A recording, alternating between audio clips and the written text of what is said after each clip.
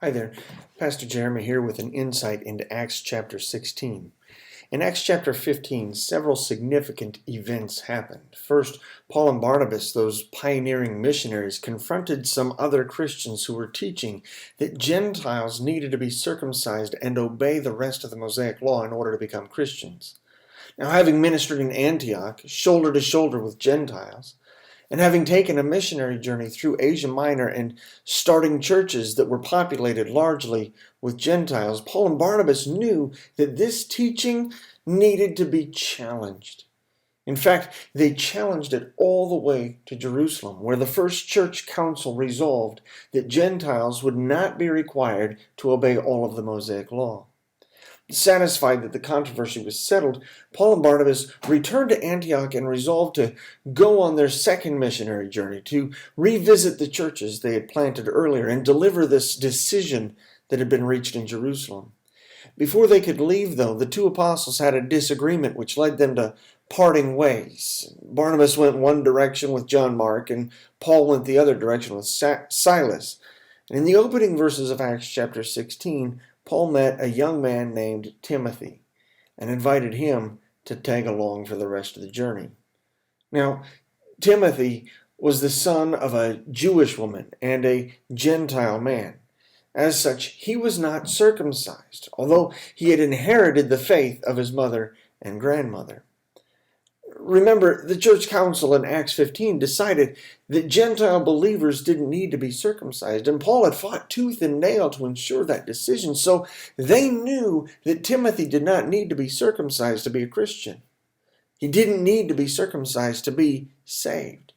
But they also knew that if Timothy was going to minister effectively to the Jews they would meet along the way, he was going to need to be circumcised. You see, while most Jews were civil to the uncircumcised, when it came to religion, they wanted nothing to do with their Gentile neighbors, let alone some stranger from Derbe and Lystra. So in order to make sure that Timothy and the rest of the team would minister effectively to the Jews they would encounter, Paul decided to circumcise Timothy. They then continued on with the second missionary journey, telling all the churches that they found what the apostles had decided about circumcision. Now, a number of things jump out about this incident. First, Paul and Timothy both knew that whether or not the young man was circumcised had no bearing on his salvation. We are saved by grace through faith, not by works. Indeed, second, as soon as Timothy was back on his feet, that is the message that their missionary band proceeded to convey throughout Asia Minor and into Europe.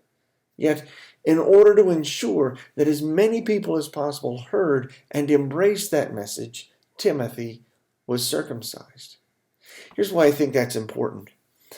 Paul, Silas, and Timothy, their fundamental message did not change. They maintained the utmost fidelity to the gospel message, yet they did not hesitate to alter anything and everything superficial in order to maximize their ministry effectiveness. In fact, they went to great pains, literally and figuratively, to ensure that people would listen to them about Jesus. And the thing that really astonishes me is this. Who in these other towns was even going to realize that Timothy wasn't circumcised? I mean, was someone really going to check? Really? But these ministers took no chance. And they changed even that tiny detail to make sure that as many people as possible could come to the Lord. What are you willing to change to ensure that as many people as possible hear and embrace the gospel of Jesus Christ? With every fiber of your being, it is essential that we preserve and proclaim the fundamental message that we are saved by grace through faith in Jesus Christ. But make sure that you're able to distinguish between that fundamental message and all the other stuff that we wrap it up in. And be willing to change any and all of these more superficial things which may be inhibiting your ministry effectiveness. Hey, love you guys, praying for you. Be blessed, be a blessing. We'll talk to you soon.